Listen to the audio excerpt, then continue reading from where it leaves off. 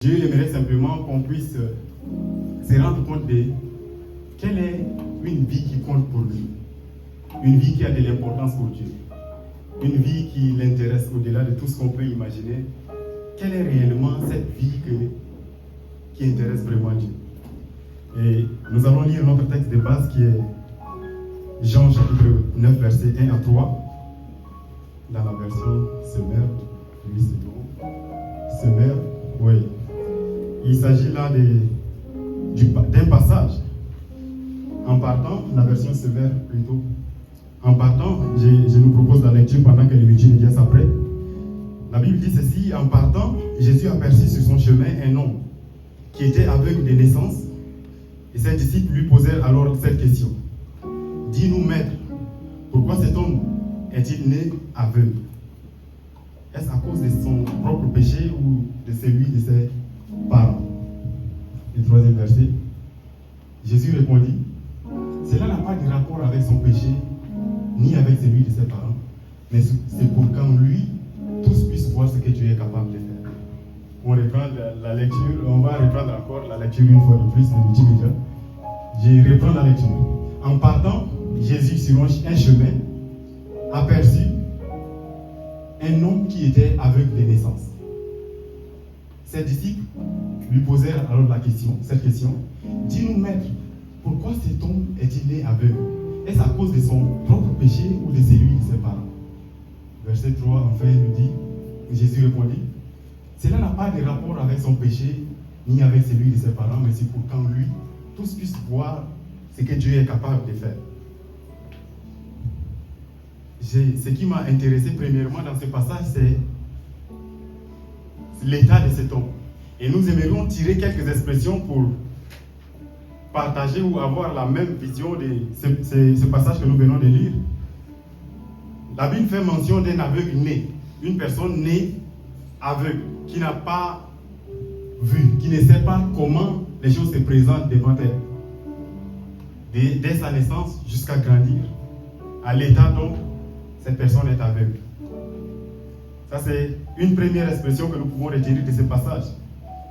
Et une deuxième expression, c'est que la Bible parle d'un homme, pas d'un enfant ni d'un jeune homme. La Bible ne manque pas de mots pour parler d'un enfant, car on sait aussi que Jésus a déjà dit: laissez les enfants venir à moi. C'est-à-dire la Bible sait catégoriser ou classer les gens selon leur âge. Enfants, il y a aussi des jeunes hommes. Mais ici, on parle d'un homme.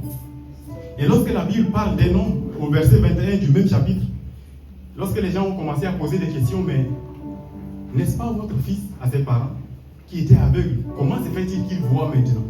Ils ont dit: il a l'âge pour répondre, au verset 21. C'est-à-dire que c'est une personne mature.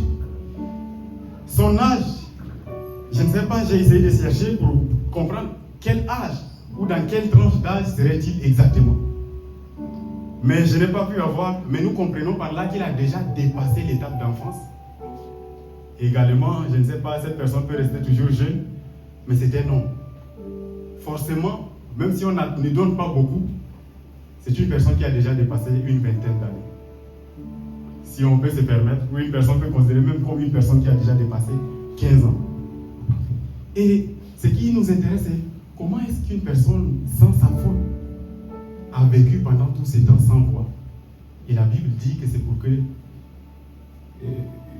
les œuvres de Dieu se manifestent en lui. Dans la version lui, c'est bon. Et lorsqu'une personne est aveugle, cette personne est exclue directement de beaucoup de privilèges des voyants. C'est une personne qui ne peut pas se déplacer comme elle veut. Même si elle a le désir d'aller quelque part, ce n'est pas possible. Il faut une personne pour guider. Toute sa vie, cette personne dépend des autres. Même si elle peut maîtriser certains points, marcher, ce n'est pas possible de faire des projets comme nous qui voyons. C'est une personne qui ne peut pas aller où elle veut. Et c'est également une personne qui ne peut pas exercer tous les métiers. Les métiers que nous voyons dans la Bible, comme être agriculteur. Cet homme ne peut être agriculteur parce qu'il faut voir pour cultiver les sols.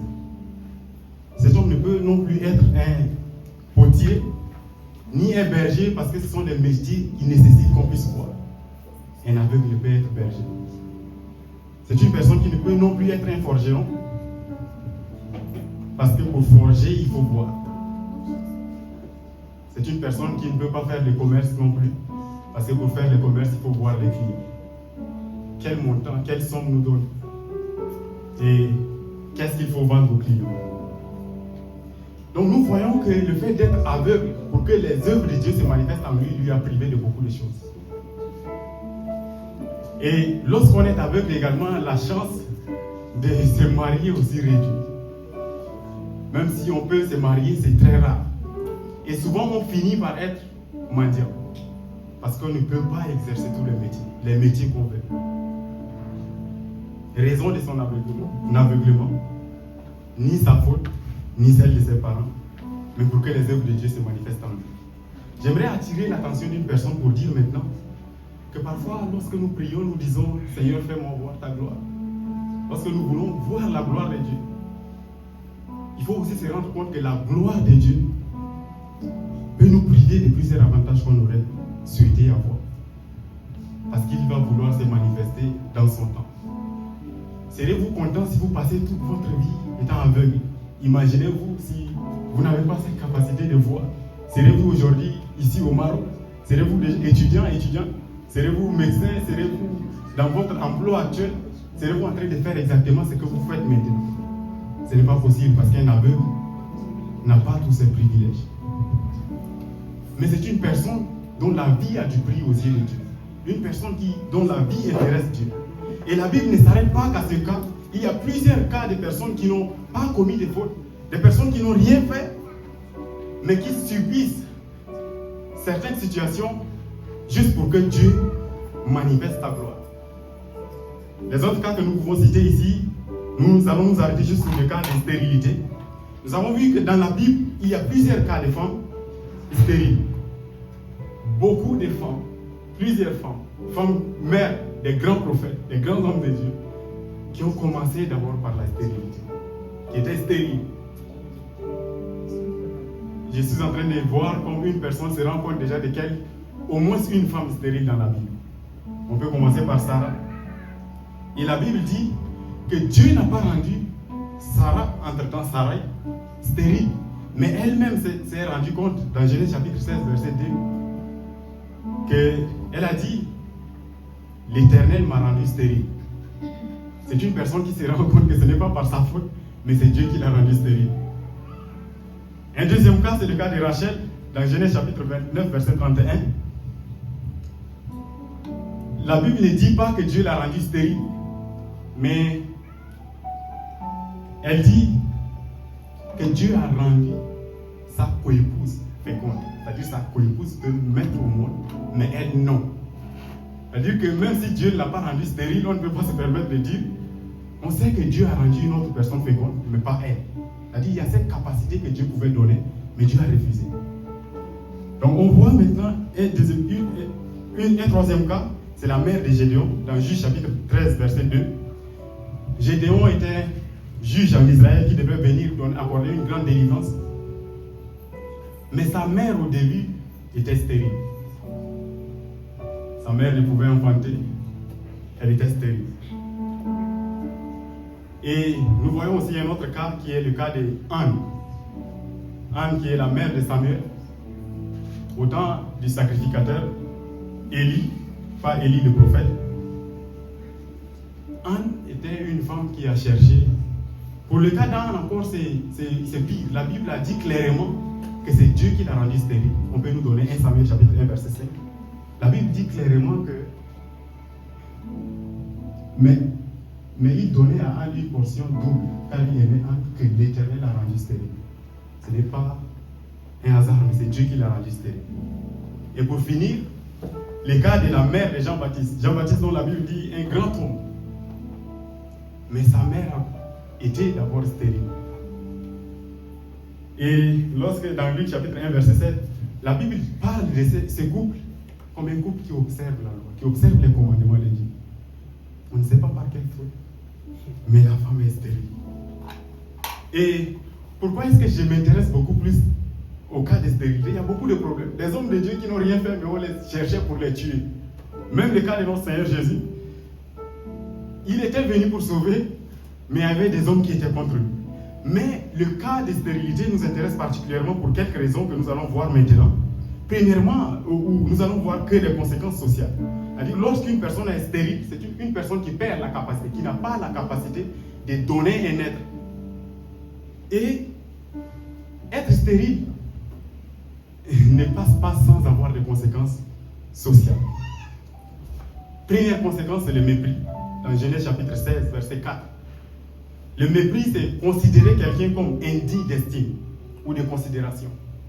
Comment vous vous sentirez lorsqu'une personne vous voit comme une personne qui n'est pas digne de considération? Et ce qui choque et qui fait mal encore, c'est que ce n'est pas n'importe quelle personne, c'est sa servante qui la considère comme une personne indigne, qui a commencé par manquer de considération. Nous voyons l'expression ou le mot mépris dans ce passage qui est projeté. Comment vous vous sentirez lorsque vous engagez une personne qui est à votre service, votre majordome, votre portier, une personne qui est là, que vous payez, qui mange chez vous, qui ouvre la porte pour que vous puissiez entrer avec votre voiture, même si nous n'avons pas de voiture pour le moment, mais qui se permet à un moment donné de vous mépriser parce qu'elle a ce que vous n'avez pas. C'est difficile de supporter. C'est comme si tu n'étais rien, quoi. Tu es une personne grâce à moi. Mais tu me méprises parce que je n'ai pas cette capacité de donner un enfant au monde. Deuxième conséquence sociale attachée à la stérilité, c'est l'outrage. L'outrage, c'est considérer quelque chose comme ne valant pas la peine qu'on lui porte une attention ou un intérêt. Comment vous considérez, vous voyez une personne, vous outragez une personne, c'est une personne qui ne mérite même pas votre attention, qui ne mérite même pas que vous lui portez un intérêt particulier. Voyons-nous, c'est la Bible qui dit, et cette femme, au verset 5 qui suit le même chapitre de Genèse 16, elle a dit, mon outrage est tombé sur toi. Parce qu'elle a senti qu'on l'a méprisée, elle n'a pas d'attention. C'est difficile parce que ce n'était pas de sa faute. Troisième conséquence sociale, c'est l'opprobre, qui est le déshonneur extrême ou public infligé à quelqu'un. Genèse chapitre 30, verset 23. Vous êtes déshonoré parce que vous manquez, vous n'avez pas cette capacité de mettre au monde.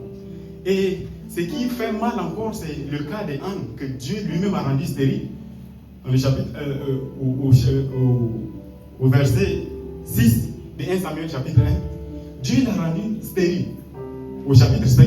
Mais au chapitre 6, on a vu que sa coépouse, il y a des gens qui ont vécu au moins dans des foyers où il y a deux femmes, foyer polygamique.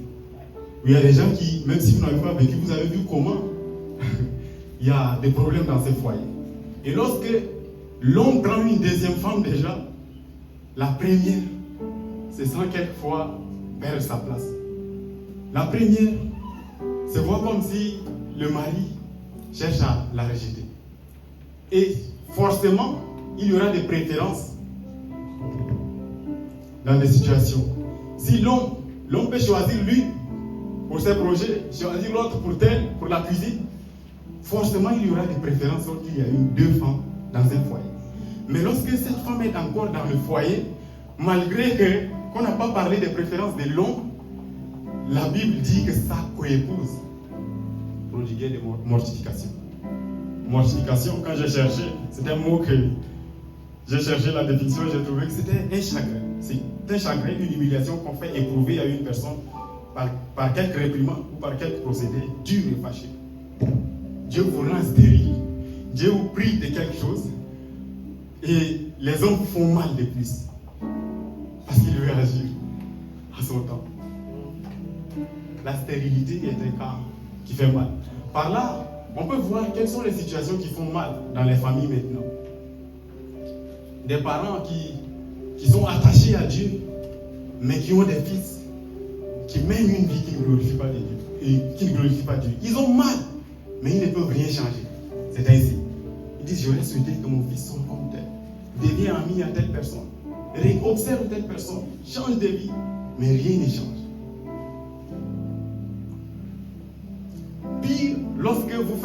plaire à Dieu, mais il vous prive de ce que les autres ont. Et même ceux qui ne connaissent pas Dieu ou qui négligent, qui méprisent votre foi, viennent vous dire des mots qui vous choquent parce que Dieu vous a rendu stérile. Quelle est cette situation qui te fait mal aujourd'hui, qui n'est pas de ta faute, qui ne vient pas de toi, qui ne vient pas des parents, qui ne vient ni de ton entourage, mais que Dieu a laissé comme ça afin que tu puisses subir?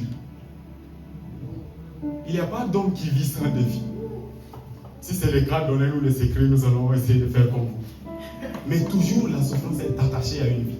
Et ce qui intéresse là, qui nous intéresse, c'est que ce sont des personnes qui, par la suite, deviendront des gens ces femmes deviennent des femmes qui mettent au monde des grands prophètes, des grands hommes de Dieu qui ont changé les choses. Quelle est nos situations communes aujourd'hui? Continuité des études.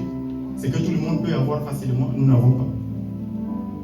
C'est que tout le monde peut avoir.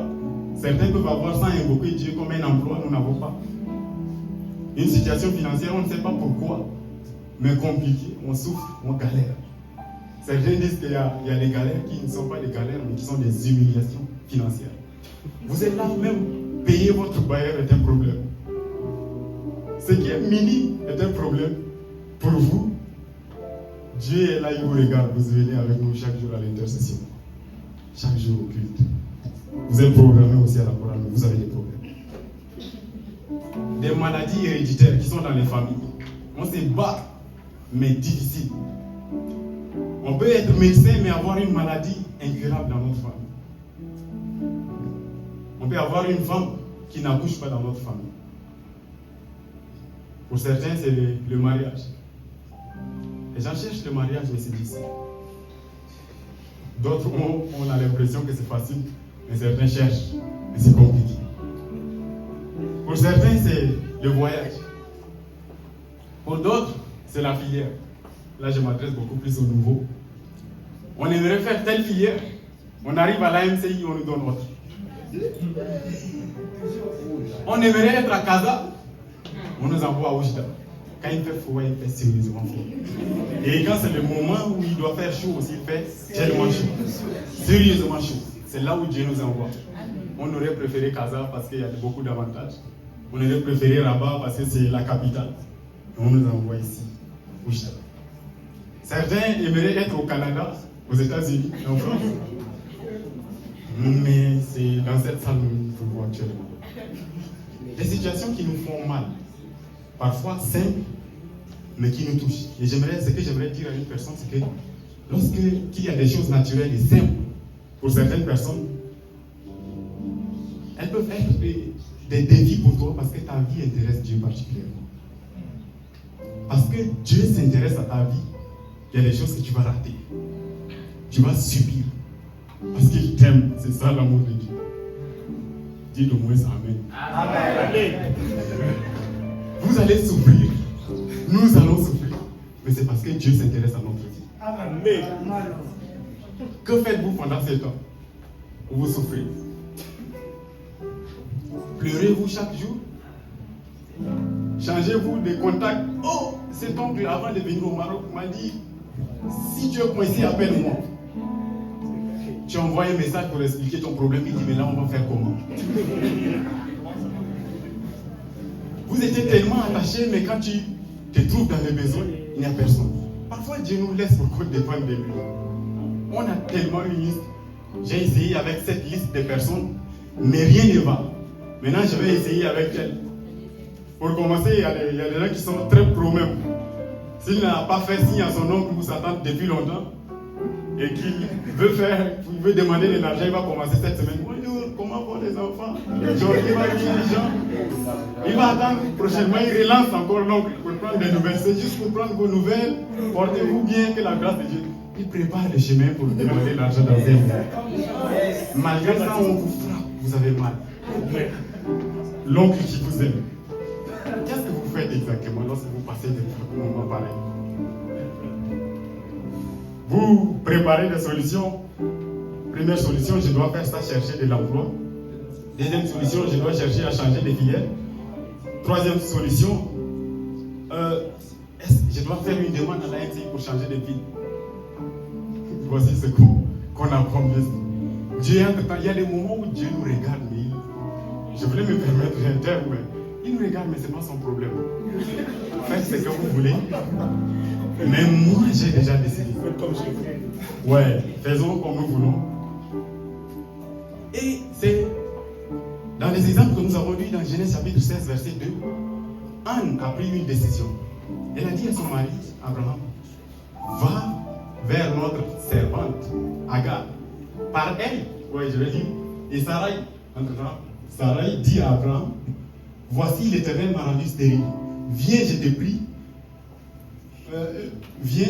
vers ma servante, peut-être aurai-je par elle des enfants. Elle propose une solution pour que sa famille, son couple ait un enfant. Mais après avoir proposé cette solution, c'est maintenant la servante regarde avec mépris. Tu n'as pas d'enfant. Tu es qui devant moi? Je peux te donner, mais toi tu ne me donnes pas. La solution qui ne vient pas de Dieu a des conséquences. Préparez, faites la liste des solutions. Il y a des fois où ça va marcher. Vous priez, ça va marcher. Oui, j'ai déjà trouvé ce que je veux. 2 mois, 3 mois, une année, on se rend compte que ce n'est pas ça. On revient, on prie encore. Et il y a des gens où leur vie de prière dépend des problèmes. Quand il traverse des problèmes, il est un homme de prière.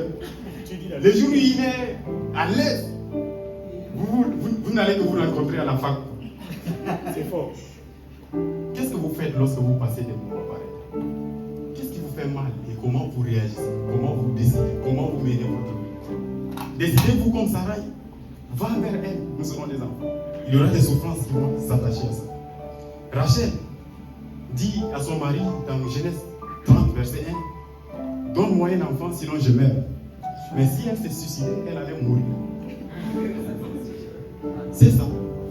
Donc si on prend une décision parce qu'on est sous la colère ou ça fait mal, parfois on va aller. Dieu il va nous regarder. Il y a plusieurs personnes sur la terre.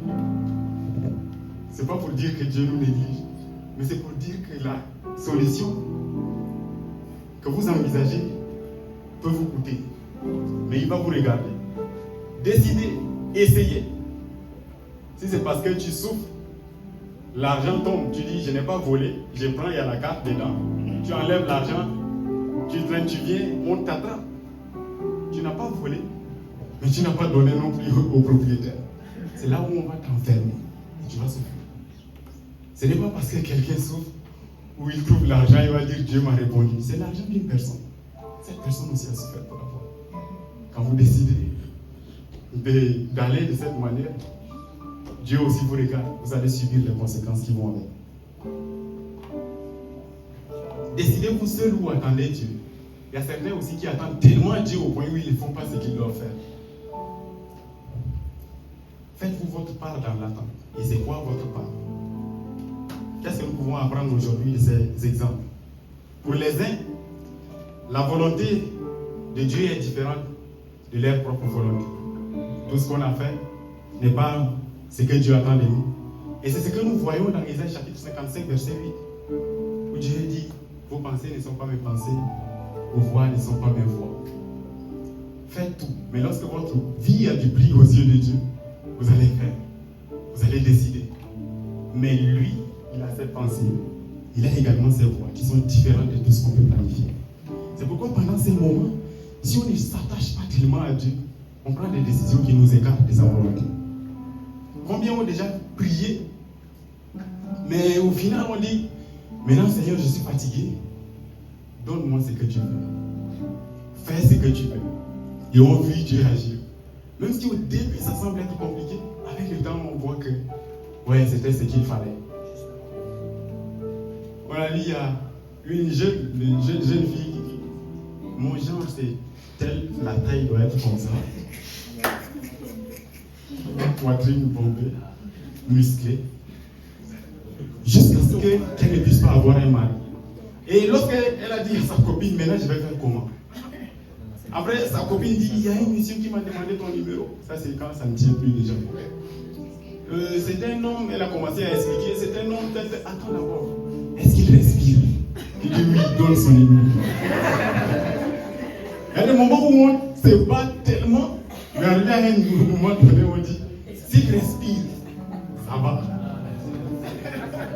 C'est compliqué. C'est là aussi où, chez nous les hommes aussi, c'est compliqué. On attend. Quand on parle comme ça, nous, on est content. On se dit qu'il y a un rond-point sur nous qui va nous ressembler. Mais donc, s'il respire, ça va aller, le projet peut continuer. C'est au moment où on se rend compte que tout ce qu'on a planifié n'a plus déjà de place. Où on s'est trompé, où on dit Dieu fait ce que tu veux. Où on découvre ce que Dieu a caché de meilleur pour nous. Quelle est cette chose que vous avez planifiée qui demeure toujours sans solution? Dieu nous éprouve aussi parfois pour nous préparer pour un futur. C'est lui qui doit être un grand homme, qui doit gérer son pays. C'est lui qui doit gérer une multitude. C'est lui qui doit gérer une grande église. Il doit se préparer aussi durement. Et Dieu te regarde, il te laisse. Parce que ce que tu vas subir dans le futur sera encore dur que ce que tu subis maintenant. Amen. Alors que nous, pendant que nous traversons des moments difficiles, nous nous éloignons de Dieu. Alors que c'est un moment où il nous demande de nous approcher de lui. Pour nous forger et nous donner ce caractère qu'il faut pour le futur. Vous êtes maintenant là, vous envisagez beaucoup de choses. Je vais me marier un jour, mais parfois même votre propre femme va vous rendre la vie difficile. Je ne suis pas marié, mais les gens subissent ça. C'est pourquoi on doit, votre ego ou ce qui est en vous, qui peut vous empêcher de vivre un foyer en paix, doit être corrigé maintenant. Lorsqu'on ne valide pas certaines épreuves avec Dieu, on retarde ça même. On va passer du temps. On ne grandit pas spirituellement. On ne peut pas recevoir ce qui s'attache à la grandeur spirituelle. Si quelqu'un ne se rend pas compte de ce que Dieu attend de lui pendant ces moments difficiles, c'est que cette personne va encore passer beaucoup de temps. Ce n'est pas pour vous dire, ou bien ce n'est pas un souhait, mais c'est cette triste réalité. Une personne aveugle née, sans sa faute, mais qui a duré, qui n'a pas eu tous les privilèges que nous avons, parce que Dieu va se manifester un jour. Pour certains, c'est le plan de Dieu pour plusieurs personnes qui les retardent. Dieu n'est pas contre ce que vous voulez, mais c'est parce qu'il veut prendre aussi en compte les autres, ceux qui sont autour de vous. Si vous êtes riche aujourd'hui, est-ce que vous allez aimer certains autour de vous? Si vous avez tout ce que vous voulez, tout ce que vous cherchez, allez-vous vivre comme vous êtes maintenant? C'est parce qu'on n'est pas grand frère, bonsoir. Mais après, on va considérer les grands frères comme petits, parce qu'on a l'argent. Salutations avec les shalom. Mais pourtant, quand Dieu met déjà ce qu'on cherche, c'est difficile. C'est pourquoi il faut arranger ses caractères avant d'avancer. Parce qu'un succès personnel qui détruit une multitude ne se permet pas par Dieu. Il va attendre que vous corrigez. Et c'est aussi le cas lorsque Rachel a prié. Le cas de Rachel, lorsque nous cherchons, nous voyons que Dieu a rendu sa sœur, qui est sa co-épouse en même temps, Léa. Fait compte, c'est parce que Léa n'était pas aimée.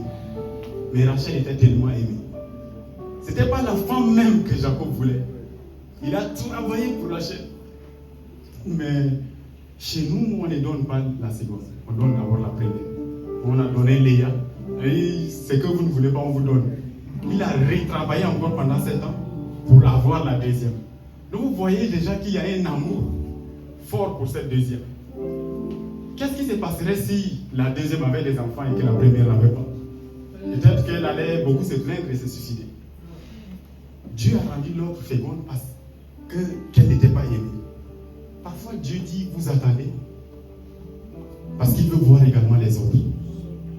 Vous allez attendre, il va voir les autres en manger.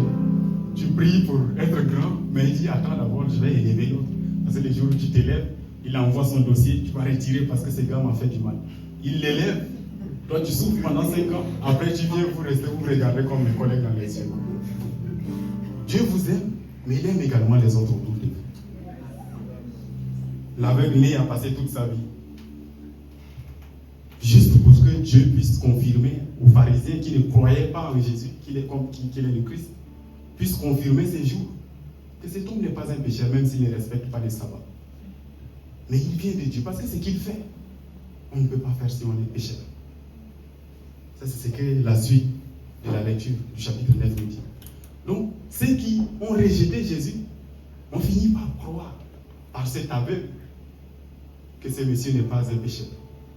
Il vient de Dieu. Et même les parents de cet aveugle, c'était juste par peur d'affirmer clairement que Jésus est le Christ, qu'ils ont dévié, ils ont dit, il a l'âge de répondre. Mais ils se sont rendus compte que c'était vraiment le Messie. Lorsqu'on lit, la Bible ne dit pas clairement, mais on se rend compte que c'était des gens qui ont déjà validé, approuvé la mission du Christ. Dieu vous bloque pour que les autres avancent.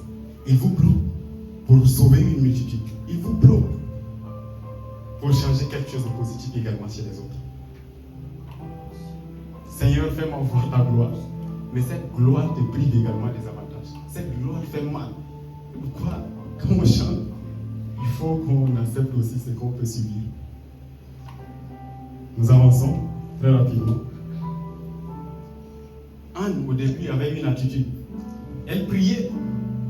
Mais quand sa épouse lui a fait tellement mal, vous voyez ce qu'elle a fini par prononcer comme prière.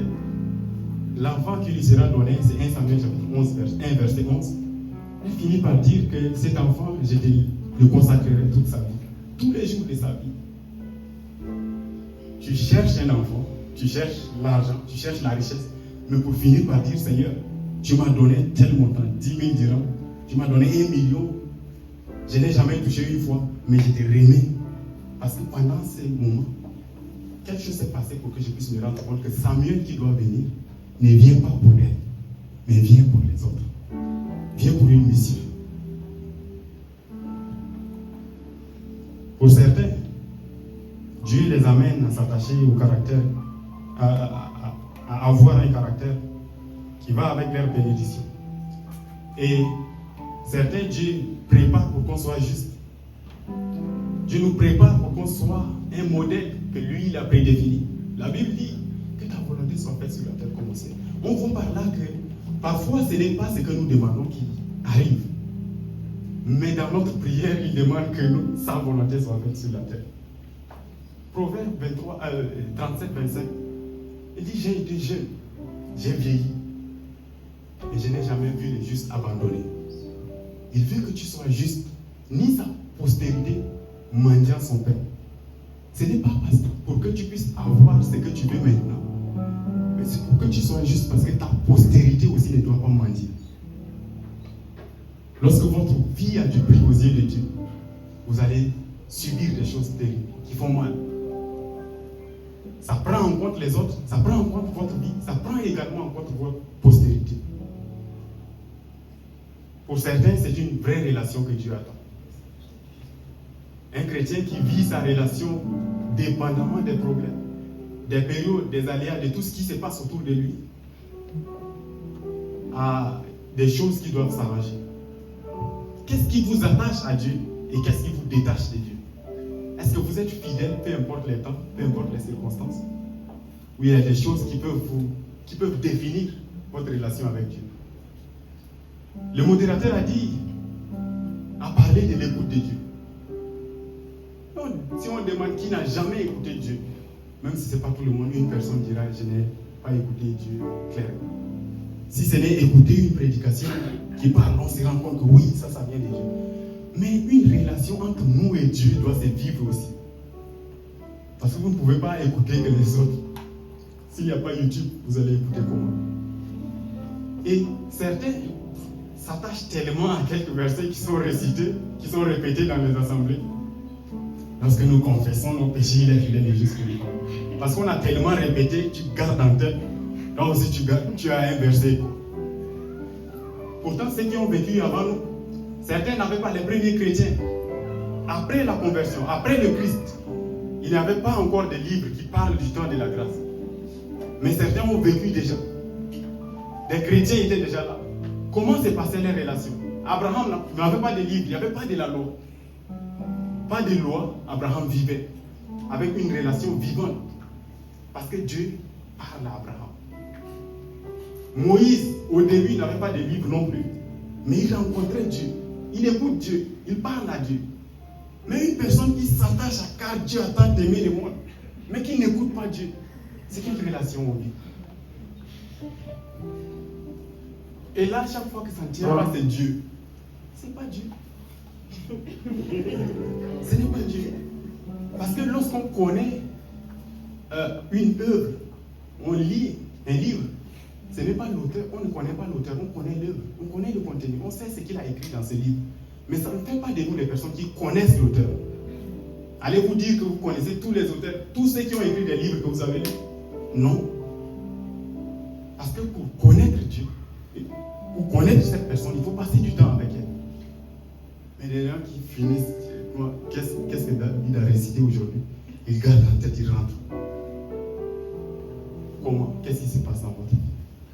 Connaissez-vous Dieu? Ou connaissez-vous quelques passages de la Bible? Dieu vous parle directement ou vous parle-t-il que par la prédication? Par YouTube, lorsque le chant finit, quelqu'un parle, on dit ouais, ça vient de Dieu. Mais de vous-même, qu'est-ce qui se passe? Parce que c'est une relation que vous avez vous-même avec Dieu. Ça ne dépend d'aucune personne. Mais si vous-même n'écoutez pas Dieu, c'est terrible. C'est pourquoi pendant ces moments, apprenez également à changer. Avançons avec Dieu. Pour ne pas rester passer beaucoup de temps là. À voir quand ça ne marche pas, on essaye ça, on essaye ceci.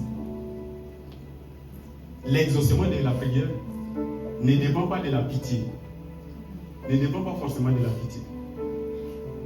Lorsque vous faites semblant de pleurer comme si vous allez toucher le cœur de Dieu, regardez, j'ai vu ça assez. Parce que si pleurer pouvait changer les situations, Dieu allait ressusciter des morts. Parce que les gens restent là tellement, pourquoi tu parles, tu me laisses, ils tombent. Mais il ne ressuscite pas le mort, la personne qui est morte. Parce que la pitié ne répond pas au problème. C'est ça qui fait mal. Continuez à pleurer. Lorsque vous rencontrez sa volonté, lorsque vous savez maintenant exactement ce qu'il vous attend, il agit. Voulez-vous manipuler Dieu? Seigneur, si tu me donnes ça, je serai ton serviteur. Je ferai ça. Je serai tout le temps dans ta maison. Ce n'est pas ça qui touche le cœur de Dieu.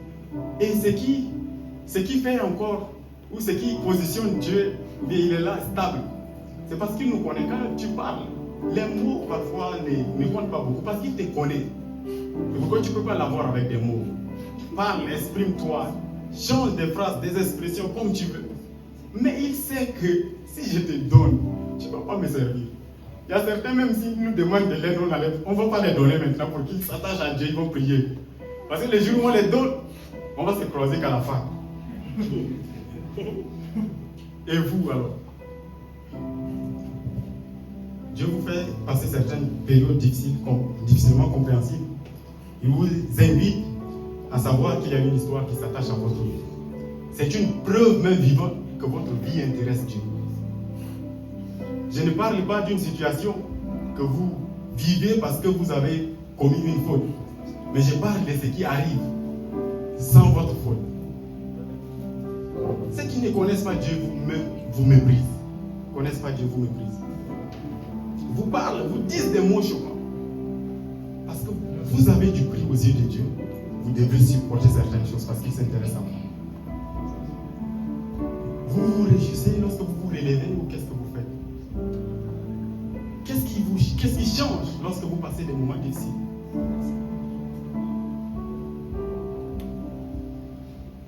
L'accomplissement de la promesse de Dieu ou sa volonté est venu au bout d'une stérilité. Cette femme, Anne, qui a donné sa mère, Élisabeth, Jean-Baptiste, Sarah, qui a donné Isaac, jusqu'au point où Dieu dit qu'il est le Dieu, il est fier de dire qu'il est le Dieu d'Abraham, d'Isaac et de Jacob. Et c'est Isaac là qui est en rêve. C'est compliqué, c'est difficile. Mais lorsque la fidélité face aux situations compliquées, pouvons nous détourner de lui, engendre une destinée glorieuse. Lorsque ça ne tient pas, c'est difficile de vous attacher à Dieu. Vous enfantez une destinée glorieuse parce que Dieu se rend compte maintenant que, ouais, il est prêt, je dois agir. Ouais, je dois déjà faire venir ce qui doit arriver. Excusez-moi un instant.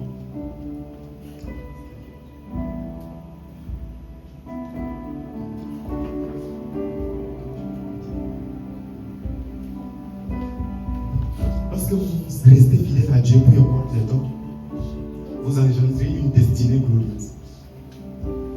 Subissons, supportons, mais restons fidèles à Dieu. Comme dans Luc chapitre 1, verset 6, 5, 6, 7. Ils étaient stériles, mais ils observaient de manière irréprochable, c'est ce que la Bible dit.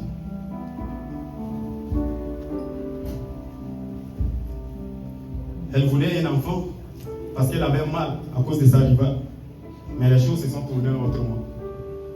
Vous allez passer ces moments, mais Dieu vous fera voir encore quelque chose de plus grand. Ce qui est grand, ce qui dépasse votre entendement. C'est pourquoi pendant ces moments, j'aimerais inviter une personne à dire comment est-ce que vous passez cette période. Comment vous supportez ces moments. Comment est-ce que ça se... Vous ressentez, qu'est-ce que vous ressentez exactement? Et quelles sont les décisions que vous prenez? Parfois, le chemin de Dieu est compliqué. Mais c'est pour qu'il puisse agir un jour. Lorsque votre vie a du prix aux yeux de Dieu, il y a des choses que vous allez supporter.